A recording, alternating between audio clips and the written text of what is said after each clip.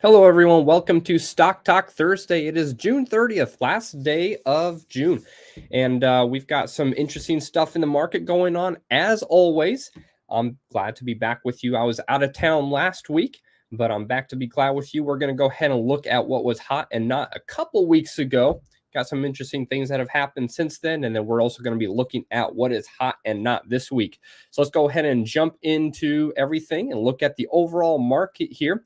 Again, feel free to add in your comments and your questions. Always love that when we're able to interact with you here. All right, looking at the S&P, obviously we've got a downtrend going on here. We made a lower low and then a lower high and starting to move down again. Frankly, I thought we were going to continue moving up here, at least to the 50 EMA, just like it did back in here. You see how the 50 EMA was resistance for, that was about a couple weeks or so right there.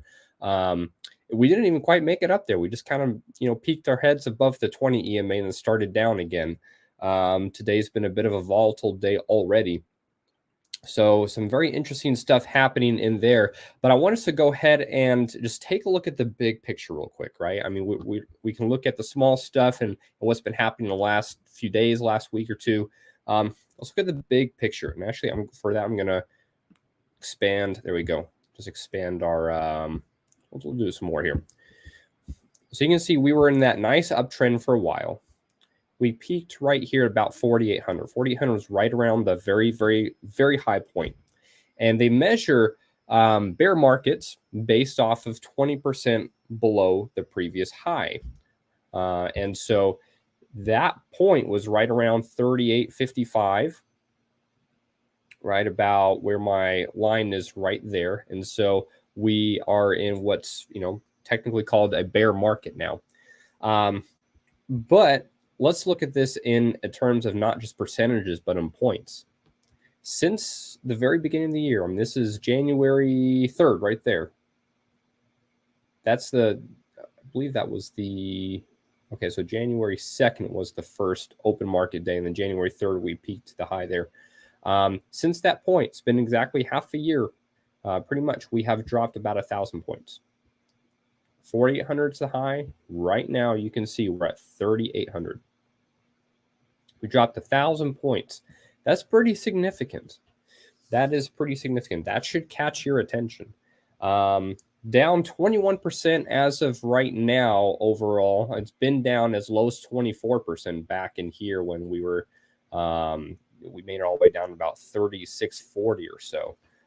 So it's been, the market overall not hot. But if you know how to use certain tools to work things to your advantage, your trading account could be doing pretty hot. Who knows? So, hey, Jeffrey, it's good to see you there. Howdy, he says. Always glad to have you on, Jeffrey. All right, let's jump right in now. Now that we got a basic idea of what the overall market's been doing, and it's not been hot, let's take a look at what was hot and not 2 weeks ago, last time I was with you, and we'll go from there. All right, so the hot one was FedEx. There we go. And it was hot because, remember, we had this big gap up on some good news. Look at that volume. That volume was sky high there. And it's still pretty hot. It was looking more hot yesterday. Today, obviously, got a gap down and moved down below the 20. But it did continue to move up, even up to nearly $250 a share right there. Few days of downward movement. Yesterday was really volatile. Look at that. Opens up at about 233 all the way down to the 20. I'm sorry, opens up here. My bad. 240 all the way down to the 20, and then a really nice bounce up just above the 10. But today, again, gap down a little bit and then moved down. Nice bounce again, but it's starting to cool off. So we'll have to see if FedEx actually continues to be hot. Tesla was our not hot stock, which is kind of an interesting one. If you were on a couple weeks ago, you heard me say that I've always viewed Tesla as this ridiculously hot stock because it's just done some ridiculously hot things in the last couple of years.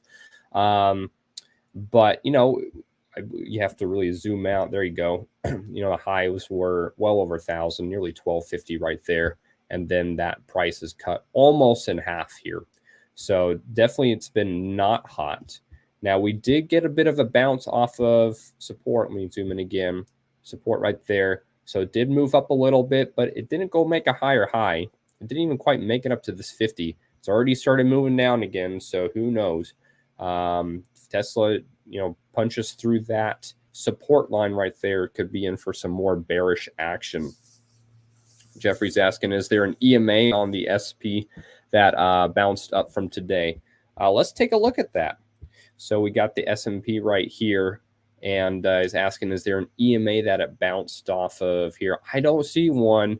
It's below the EMAs, and the EMAs are stacked bearishly, unless there's some much longer term one, maybe like a 400 or something like that. I'm not going to go into diving into just finding an EMA right now. At the end of the day, there's always going to be some EMA that it could have bounced up off of. But, I wouldn't call this wick and move up today any like significant bounce. It's not like, oh my gosh, okay, there we go, bull market coming up. It could, but I don't see that yet. So we'll just kind of have to see where things close and what happens over the next few days. All right, guys. Well, let's jump into what is hot this week. And I went about things a little bit kind of an interesting way. So I came here to the market, and I wonder if this will still hold true today. I actually skipped the whole sector chart. Remember, I love this sector chart, but I went straight to the heat map. I just opened up the heat map. We're now looking at everything, right? And I want to make sure I've got 1 month set up in there. Yes, there we go. Make sure my settings are right. Okay, got a month set up in there, and I wanted to look at just using the filters, seeing what is hot. So go ahead and move that filter up there, and then you can see what is hot. And it is still there. The one that I looked at yesterday was General Mills. So that's the one that we're going to look at. And so again, just to review, we looked at all the stocks in the S&P 500, and we filtered for everything that is at least, up 6.1%. And General Mills was the one that came up for me when I was doing the research yesterday. So we're going to go ahead and take a look at this guy. Last few days, some really big moves up. Had great earnings report. They beat earnings over 10% here, or about 10%. And so that was a nice 7% move just yesterday. Today it's up again. And this is pretty significant because look at this. Got a line right there.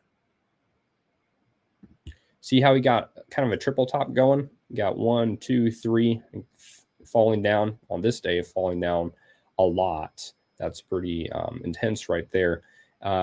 Battled its way back up, good earnings report, and then blew through that line with conviction on really high volume.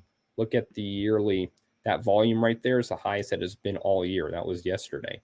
So General Mills coming up as a hot one, and it makes sense. What do? They produce food. Food's consumer defensive sector, because even in a recession, everyone's got to eat. So they're probably not going to be dropping too much. And in this case, they're actually looking pretty good as they're our hot stock for the week. You can just see from a zoomed out perspective, overall, it's uptrending, moving from the bottom left of the screen to the top right of the screen. Since this low right here back in September, it's been up about 32%, maybe a little bit more than that now with today's push up. And even just in the last couple weeks, from this low about 65 down, up to 75 right there. That's a solid 16% increase right there. So some good stuff happening with General Mills. That is our hot stock for the day. Let's take a look at our not hot stock. So coming up here, going back to our market page, this time we are going to use the sector, and we're going to look at the last month. So this is the last month. You can see it's been kind of rough for the overall market. Again, we're in a bear market. Overall, these are the sectors and how they're doing. You can see the percentages on the bottom. So down 5%, 10%, 15%. There's two of them that really stick out, right? Basic materials and energy. Now, we're going to go ahead and pick energy. Energy has been or stocks within the energy sector have been our hot stock for so many weeks since I started this. It feels like we kind of, well, I don't know what the saying is, but it's just been a lot. Like, let's get something new. This time, energy gets to be our not hot stock. So we're going to go ahead and take a look at the energy sector. I'm going to reset my filters here, and then I'm going to, we still got the month setting there. We're going to choose energy. There we go. And we're going to go ahead and move the filter slider down. We'll call it, I want to see everything that's down 20% or more in the last month. Okay, so we still got several of them going here. And we're just going to choose this first one here on the left, Devon Energy Corporation. I believe Devon has been our hot stock maybe even a couple times. I know it's been at least once. So we're going to go ahead and click on Devon and see what's been going on. So you can see this is where energy was super, super hot, right? I mean, that was nice trend, had moved all the way from down to about 25, tripled its price just in the last year. So very, very, very hot stock. But then look what's happened in the last few weeks. This is literally just, there you go. That was June 8th right there at the peak. And now it's June 30th. So that's about 3 weeks now. But this whole move down, let's zoom in a little bit. This move down right there, that just took 2 weeks right there. And that was a 32.7% drop in 2 weeks. Now, it's pretty interesting because we got several things going on here. Energy overall has been overbought, right? That means, it was just sky high, almost too high, and things got to come back down to reality. So you're seeing a little bit of that here. At the same time, the question is, well, how much further will energy drop?